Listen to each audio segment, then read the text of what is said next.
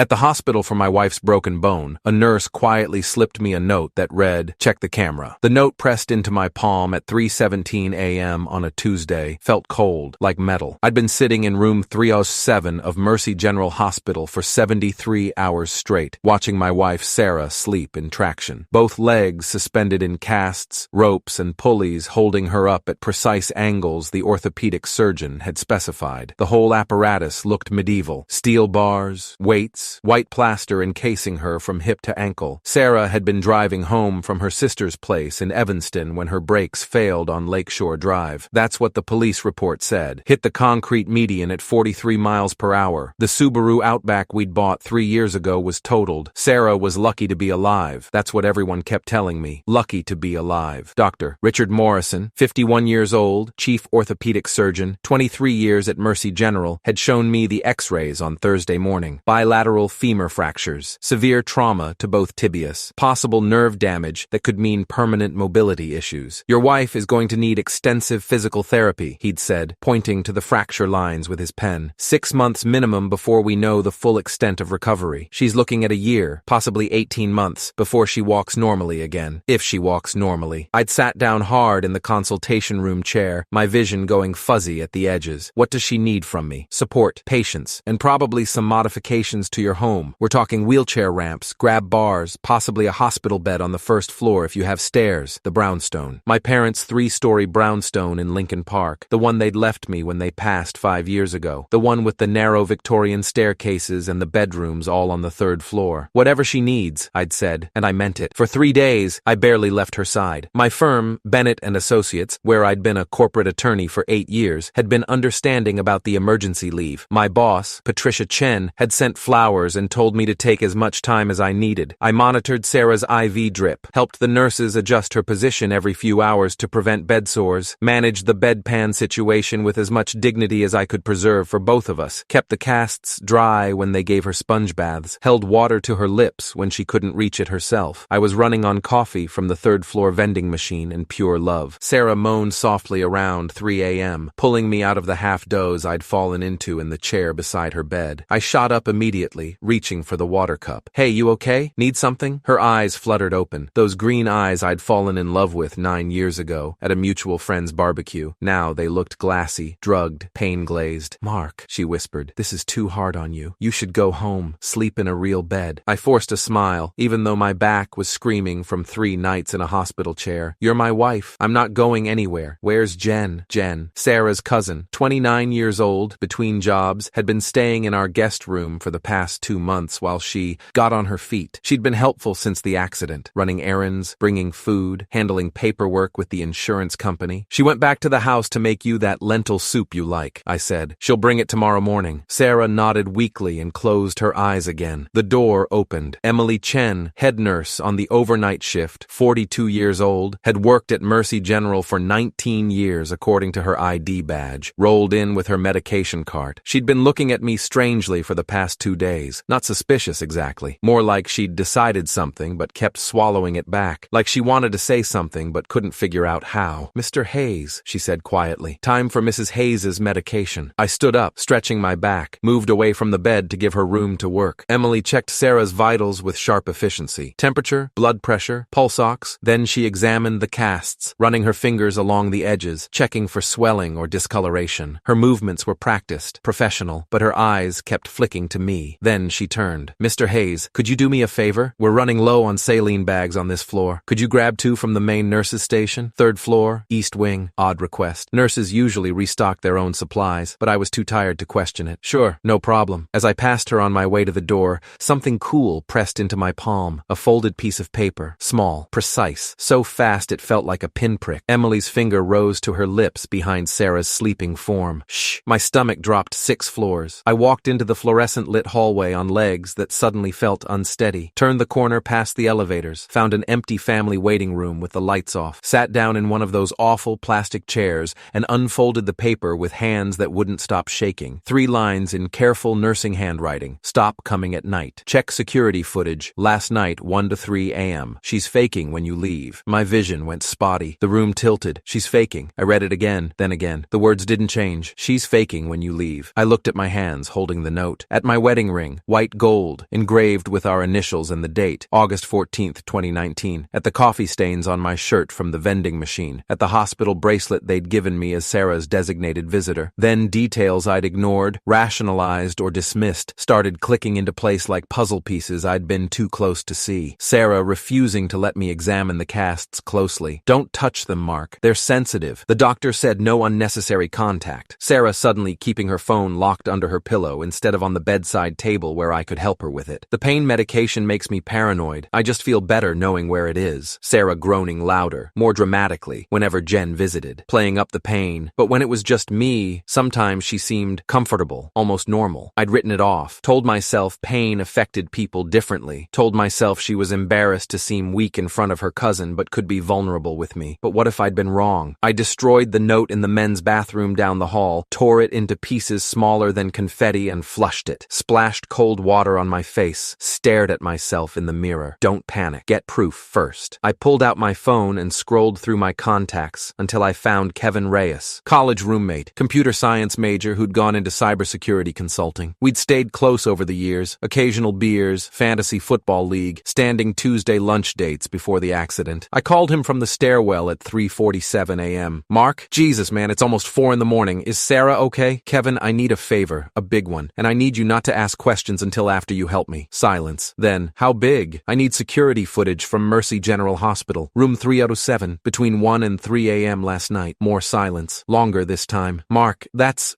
serious. Hospital security systems are locked down tight. If I access that without authorization, I need to know, Kevin, please. I'll explain everything after you send it to me." "This is about Sarah?" "Yes." I could hear him breathing, thinking, weighing risks against friendship. "Give me 2 hours. And Mark, whatever's on that footage, you sure you want to see it?" "No, but I need to." Kevin sent me a secure link at 6:23 a.m. I was sitting in my car in the hospital parking garage, engine off, phone plugged into the charger. The message read, "Pulled from archived footage, 48-hour window before automatic deletion, saved to encrypted cloud, password, Sarah 2019. Don't ask how I got this, destroy after viewing." I sat there for 5 minutes, staring at the link, my finger hovering over it. Whatever was on this footage would change everything. If Emily was wrong, if this was all a misunderstanding, I'd be violating Sarah's privacy while she lay injured and vulnerable. If Emily was right, I clicked the link. The video loaded in grainy black and white, overhead view from the ceiling-mounted security camera. Timestamp, 1:03 a.m. There I was on screen, younger looking somehow in the harsh camera lighting, leaning down to kiss Sarah's forehead, adjusting her blanket, whispering something I couldn't hear. Then I left the frame. The door closed behind me. Sarah lay still, eyes closed, peaceful. I waited, my heart hammering so hard I could feel it in my throat. 1 minute passed, then 2. At 1:04 a.m. and 37 seconds, Sarah's eyes snapped open, not groggy, not drugged, alert, sharp, focused. She lifted her head off the pillow and looked around the room, confirming she was alone. Then she moved her legs, the legs that were supposed to be broken, that Dr. Morrison had said were severely fractured, that were encased in casts and suspended in traction. She lifted them, rotated them at the knees, flexed her feet inside the casts like someone working out morning stiffness. The traction rig creaked but held. She'd figured out exactly how much movement the setup allowed without triggering alarms. My hands went numb. The phone nearly slipped from my grip. Sarah grabbed her phone from under her pillow and started texting, thumbs moving fast, smiling at whatever responses she got. At 1:17 a.m., the door opened. Jen walked in carrying 2 plastic bags, one from a restaurant, one from a liquor store. "Mark gone?" Jen asked. I couldn't hear her voice, but I could read her lips clearly. Sarah laughed. Real, easy, nothing like the weak sounds she made when I was there. "Yeah, he went to crash in the on-call room for a few hours. God, I was starving." Jen pulled out containers, fried chicken from Harold's, coleslaw, biscuits, 2 bottles of Stella Artois. They ate, talked, laughed like they were having a girls' night instead of sitting in a hospital room where Sarah was supposedly recovering from catastrophic injuries. I watched the timer. 1:23, 1:34, 1:41. At 1:47 a.m., their body language changed. They leaned closer together. Jen pulled out her phone and showed Sarah something on the screen. Sarah wiped chicken grease from her fingers with a napkin and nodded, said something that made Jen grin. Then Sarah's face got serious. She said something longer, several sentences. Jen listened intently. I couldn't hear them, couldn't read their lips from this angle, but I watched Sarah gesture toward the window, toward the door, toward her legs in their fake prison of plaster and steel. Whatever she was saying, Jen agreed enthusiastically. At 2:04 a.m., they cleaned up. Jen took all the trash, containers, bottles, napkins, and stuffed it back into the plastic bags. Sarah arranged herself back in the bed, eyes closed, playing dead again. Jen left at 2:09 a.m. Sarah stayed asleep until 2:47 a.m. when I came back into the room. The video ended. I sat in my car in that parking garage and watched it again. Then a third time, then a fourth. Each viewing made it worse, more real, more undeniable. My wife of 5 years, the woman I'd been taking care of day and night, the woman I'd been terrified for, was faking everything. But why? I didn't go back to the hospital right away. Instead, I drove home to Lincoln Park at 7 a.m., letting myself into the brownstone my parents had left me. 3 stories, original Victorian details, 12-foot ceilings, hardwood floors that creaked in all the familiar places, the house where I'd grown up, where I'd brought Sarah as a newlywed, where we'd planned to raise kids someday. The house was worth $1.8 million in the current market, maybe more. Location in Lincoln Park, period details, good bones, my inheritance, my anchor. I went to my home office, 2nd floor, overlooking the backyard, and opened the wall safe behind the bookshelf. Inside, the deed to the house, life insurance policies, investment account statements, my parents' will, emergency cash, passports, everything's still there, untouched. But for how long? I locked the office door and started digging through Sarah's things. Not proud of it, but the video had obliterated any sense of trust I had left. Her laptop was in the guest room where Jen had been staying. Password protected, but I knew Sarah's patterns. Tried her birthday, her mother's name, our anniversary, nothing. Then I tried Lincoln 2019, the brownstone's address, plus the year we got married. It unlocked. Her email was already open. I started scrolling through recent messages, my hands shaking so badly I could barely control the trackpad. Most of it was innocuous. Shopping confirmations, subscriptions, Facebook notifications. Then I found a folder labeled DP. Inside were emails between Sarah and someone named Derek Palmer, dates going back 8 months. The first email was from February. Sarah, per our discussion, your current outstanding balance is $47,000. Interest accruing at 22% annually. Need payment plan or collateral immediately. DP, Sarah's response. Derek, I'm working on it. I have assets but need time to liquidate. Give me 3 months. More emails followed. Each one, the balance getting higher. $52,000, $68,000, $93,000. The most recent email was from October 15th, 3 days before Sarah's accident. Sarah, final notice. Balance now $197,000 with penalties and accrued interest. You have 2 weeks to produce payment or we move to enforcement. I've tried to be patient given our history, but my partners are losing patience. We need the money or we need collateral. DP, Sarah's response, sent at 11:47 p.m. on October 15th. Derek, I have a plan. There's a property, a brownstone in Lincoln Park worth close to $2 million. It's in my husband's name, but I can get him to sell it. The accident happened tonight. Timing is perfect. He's emotional, vulnerable. I'll convince him we need the money for medical expenses and long-term care. Once the house sells, you get your $200K plus interest. I'll have enough left over to start fresh. Give me 1 month. I read it 3 times. The accident happened tonight. Timing is perfect. The brakes didn't fail. She'd caused the accident on purpose. My vision tunneled. The room spun. I thought I might throw up, but there was more. Another folder labeled medical. Inside were emails with Dr. Richard Morrison, except they weren't doctor-patient communications. They were personal, friendly, conspiratorial. Rich, thanks for the dramatic X-ray consultation with Mark. He bought it completely. Keep emphasizing the permanent disability angle. The more scared he is, the easier it'll be to convince him to liquidate assets. Drinks this weekend?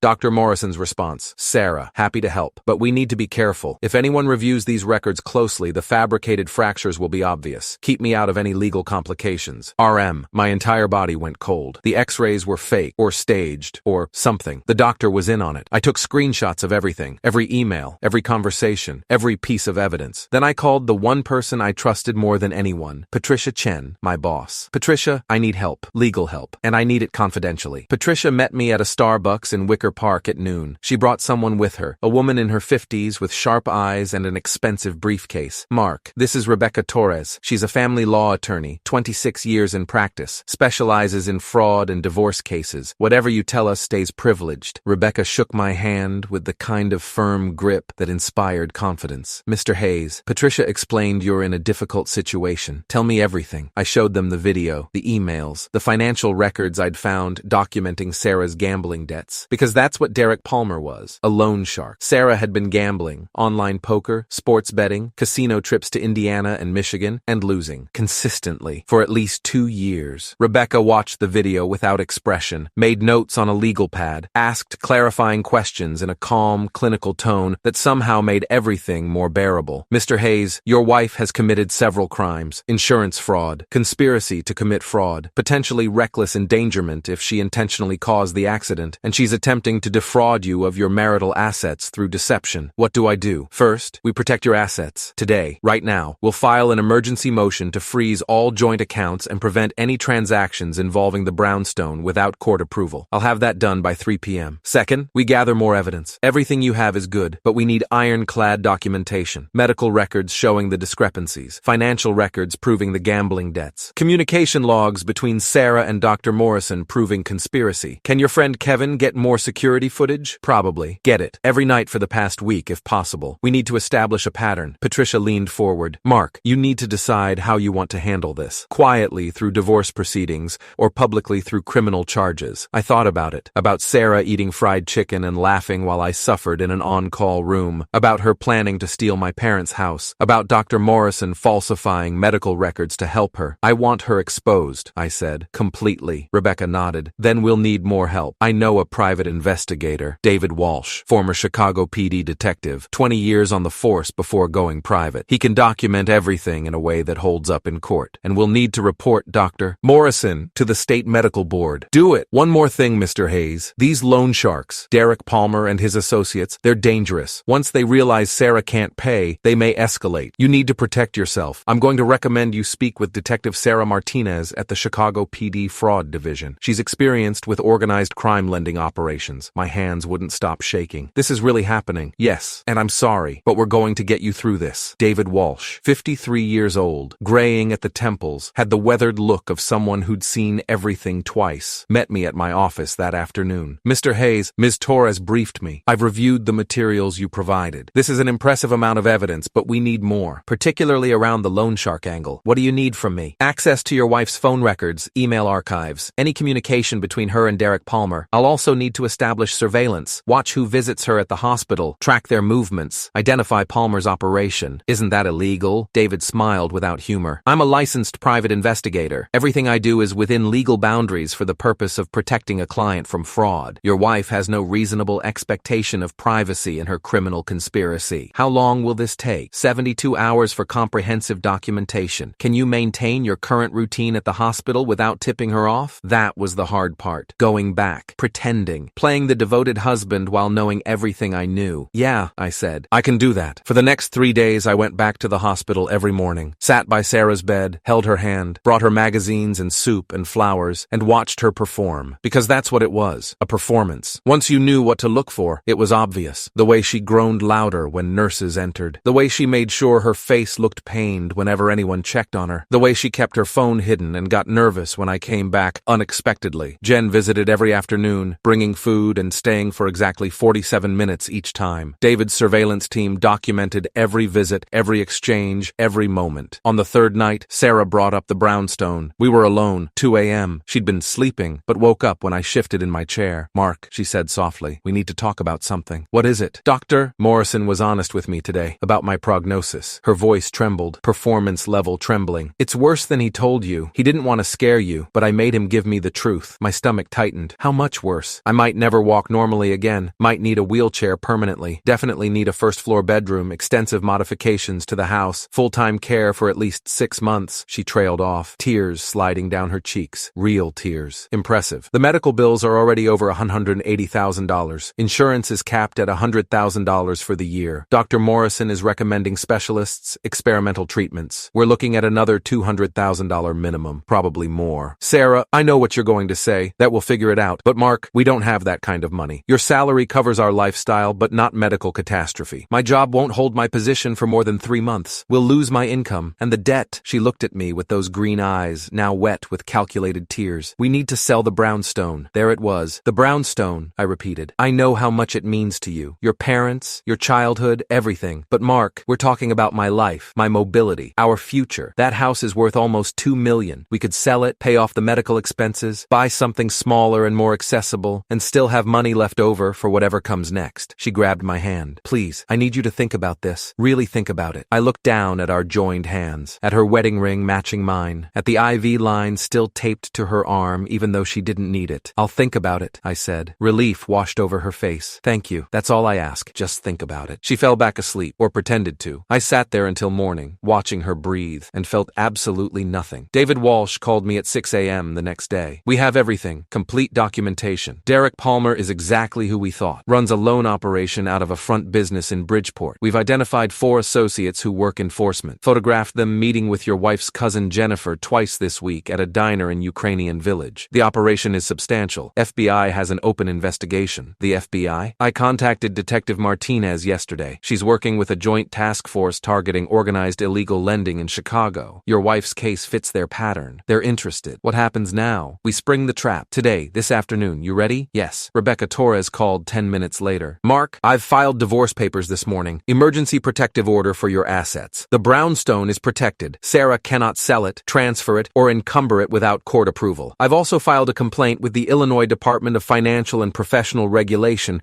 regarding Dr. Morrison's conduct, and I've sent copies of all evidence to Detective Martinez. What about the criminal charges? That's up to you. We can move forward with charges against Sarah for fraud, insurance fraud, and conspiracy. But Mark, I need you to understand. Once we do this, there's no going back. This becomes public, messy, painful. She tried to steal my parents' house. Then we move forward. Detective Martinez wants to be present when you confront Sarah. She's working with the FBI to use this as leverage against Derek Palmer's operation. If Sarah cooperates, she might avoid some charges. And if she doesn't, then she faces the full extent of the law. At 2:47 p.m. that Thursday afternoon, exactly 1 week after Emily Chen had slipped me that note, I walked into room 307 at Mercy General Hospital for the last time. Sarah was alone. Jen had left 20 minutes earlier, documented by David's surveillance team. Mark, Sarah's face lit up with manufactured joy. You're early. Is everything okay? Actually, we need to talk about the brownstone, about your medical expenses, about everything. She tried to sit up straighter, wincing dramatically. Of course. Did you make a decision? I did. But first, I want to show you something. I pulled out my phone and set it on the tray table beside her bed. Opened the video file Kevin had sent me. What is this? Just watch. I pressed play. The security footage filled the screen. Grainy, black and white, timestamp visible. Sarah's face on screen, eyes closed, peaceful. Then me leaving. Then her eyes snapping open. Then her moving her legs. Then Jen arriving with food and beer. Sarah's real face, the one in the hospital bed right now, went through several expressions in rapid succession: confusion, recognition, panic, calculation. Mark, I can explain. No, you can't. I kept my voice level. I've watched this video probably 50 times now. I've also read your emails with Derek Palmer about your $197,000 gambling debt. Your emails with Dr. Morrison about fabricating your injuries. Your plan to sell my parents' house to pay off loan sharks. Her mouth opened, closed, opened again. No sound came out. I have surveillance footage of Jen meeting with Palmer's associates. Financial records of your gambling losses over the past 2 years. Expert testimony that your fractures are either minimal or non-existent. Documentation of everything. The door opened. Detective Sarah Martinez walked in. Early 40s, CPD shield on her belt. 21 years on the force according to the introduction she'd given me yesterday. Behind her came David Walsh and a man I didn't recognize. FBI badge, suit, serious expression. Mrs. Hayes, Detective Martinez said. I'm Detective Sarah Martinez, Chicago Police Department Fraud Division. This is Special Agent Thomas Rivera from the FBI. We'd like to ask you some questions about Derek Palmer and your involvement with illegal lending operations. Sarah's face went white. I want a lawyer. That's your right. But Mrs. Hayes, we're offering you a one-time opportunity to cooperate. Derek Palmer's organization is under federal investigation. If you provide testimony about your dealings with them, we can potentially reduce charges against you for the insurance fraud and conspiracy charges. Charges? Sarah's voice cracked. Agent Rivera stepped forward. Mrs. Hayes, you're currently under investigation for insurance fraud, conspiracy to commit fraud, making false statements to insurance companies, and attempted theft through deception. These are serious charges, federal and state. You're looking at significant prison time without cooperation. Sarah turned to me, desperation replacing the careful performance. Mark, please, don't do this. We can work this out. I made mistakes, but we're married. We can fix this. You faked a severe injury to manipulate me into selling my parents' house, I said quietly. You worked with a corrupt doctor to falsify medical records. You ran up $200,000 in gambling debts and thought you could steal from me to pay them off. You put me through a week of agony while you ate fried chicken and laughed with your cousin about how easy I was to fool. Tears started down her face, real ones now. Mark, no, you were wrong about one thing. You said I'd always sacrifice for you. You said you had me figured out, but you were wrong the moment you decided my parents' house was yours to take. The door opened again. 3 men walked in. Derek Palmer's associates, the same ones David had photographed meeting with Jen. They looked around the room, took in the police presence, and stopped. top. The lead guy, mid-30s, expensive watch, dead eyes, looked at Sarah with something between contempt and resignation. Mrs. Hayes, we heard you were ready to discuss payment. Detective Martinez stepped between them and Sarah. Gentlemen, I'm going to need you to step outside. This is now an active police investigation. Dead eyes looked at her badge, then at Agent Rivera's, then back at Sarah. Guess you're not getting that money after all. He turned to leave, then paused. Palmer's going to be very disappointed. Mr. Palmer will be receiving his own visitors soon, Agent Rivera said. I suggest you retain legal counsel. They left. Sarah collapsed into the hospital bed, the traction rig clanking as her broken legs moved freely. The performance was over. Mrs. Hayes, Detective Martinez said, we can do this here or at the station. Your choice. Sarah looked at me one last time. I'm sorry. I'm so sorry. Please don't leave me. Please. I looked at her, really looked at her, at the woman I'd married 5 years ago, the woman I'd trusted, the woman I'd been willing to sacrifice everything for, and felt absolutely nothing. You weren't wrong about one thing, I said quietly. You were wrong about everything. The first moment you decided I was someone you could use instead of someone you should love. I walked toward the door. Mr. Hayes, Detective Martinez called after me. I turned. We'll need your testimony. Full cooperation. Are you prepared for that? Completely. I left room 307 and walked through the hospital corridors while Sarah's screaming echoed behind me. Real emotion finally breaking through the performance. Too late to matter. The divorce was finalized 3 months later. Sarah pled guilty to insurance fraud and conspiracy charges, got 18 months in minimum security, eligible for parole after 12. Derek Palmer's organization was dismantled by the FBI Joint Task Force, with Sarah's testimony providing key evidence. Dr. Richard Morrison lost his medical license. State Medical Board found him guilty of falsifying medical records and conspiracy to commit fraud. He's fighting the decision in appeals court, but his career is over. Jennifer Chen, Sarah's cousin, was charged as an accessory, took a plea deal for 6 months and probation. The brownstone is still mine. I still live there, though I'm looking at selling it eventually. Too many memories, good ones and bad ones mixed together until I can't tell them apart anymore. Patricia Chen helped me through the worst of it. So did Kevin, who felt guilty about helping me find the truth, even though it broke my life apart. You deserve to know, I told him over beers last week. If I'd stayed blind, I'd have lost everything. At least now I lost her, but kept myself. Emily Chen, the nurse who started all of this with a folded note at 3:17 a.m., called me last month. Mr. Hayes, I wanted to check on you. Make sure you were okay. I am, thanks to you. I almost didn't give you that note. Thought maybe it wasn't my place. Maybe it would make things worse. It made things true. That's different than worse. She was quiet for a moment. I'm glad you're okay. Your wife, ex-wife, she fooled a lot of people. But once I started paying attention to the patterns, to how she behaved when you weren't there versus when you were, I couldn't stay silent. You saved me. Thank you. You saved yourself, Mr. Hayes. I just gave you the tools. Last week, I went back to Mercy General to donate to their nursing scholarship fund. Set up an endowment in Emily Chen's name, $50,000 for nurses who demonstrate exceptional patient advocacy. She cried when the hospital director told her. Called me immediately. Mr. Hayes, you didn't have to. You changed my life with 3 lines on a piece of paper. This is the least I can do. I think about Sarah sometimes, about the woman I thought I'd married versus the woman who tried to destroy me, about how close I came to losing everything because I trusted too completely. But mostly, I think about that moment at 3:17 a.m. when Emily Chen slipped that note into my palm and changed everything. Check the camera. 3 words that saved my life. Sarah thought she had me figured out, thought I was easy to manipulate, thought I'd sacrifice anything for her without question. She was right about the sacrifice part. I would have given her anything, until I realized she was taking everything. If you made it this far, thank you for reading. Some betrayals teach you who you really are, and who you thought you knew.